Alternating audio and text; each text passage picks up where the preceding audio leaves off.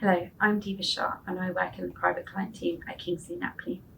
Welcome to our video guide about deeds of variation and how you may be able to change a will or intestacy after death.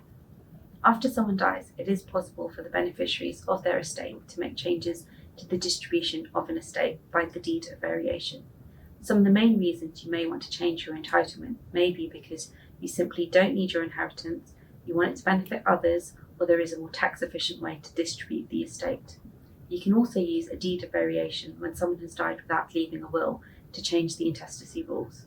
The beneficiaries may choose to alter their entitlement in order to provide for someone not covered by the rules, such as an unmarried partner, or to mitigate or eliminate inheritance tax, for example, by distributing the entire estate to the spouse and therefore using the spouse exemption to reduce inheritance tax.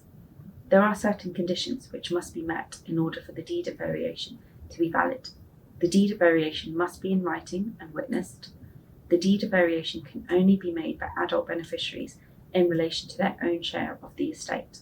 There must be no payment or deals made between beneficiaries as a condition for entering into the deed of variation.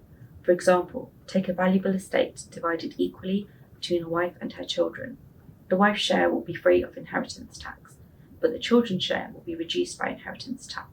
The children and wife may want to avoid the inheritance tax on the children's share by the children varying their share to be left to the wife.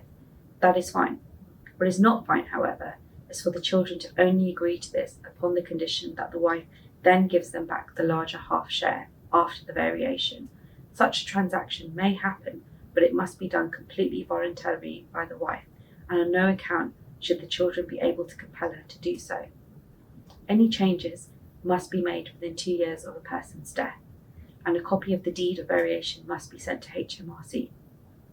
A deed of variation cannot be used to change other people's inheritance without their consent, give oneself a larger share of the estate, change executors or guardians, or make administrative changes or introduce new clauses. Deeds of variation can be a very effective way of reducing inheritance tax and capital gains tax. The main tax benefit for both of these is that the assets transferred under the deed of variation are treated as though they had been transferred by the deceased person on the date of their death. For inheritance tax, this means that the value of the property you have diverted is not treated as a gift by you. This is helpful because any large gift potentially uses up your personal nil rate band if you do not survive the full 7 years. A smaller nil rate band translates to more inheritance tax exposure for your estate. The situation is similar for capital gains tax purposes. If you use a deed of variation to transfer an asset, it will be treated as a disposal by the deceased estate rather than a disposal which you have made. Once you have made a deed of variation, you cannot revoke it.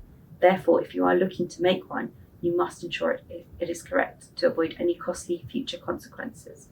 That was a very brief overview of how you may be able to change your entitlement under a will or the intestacy rules.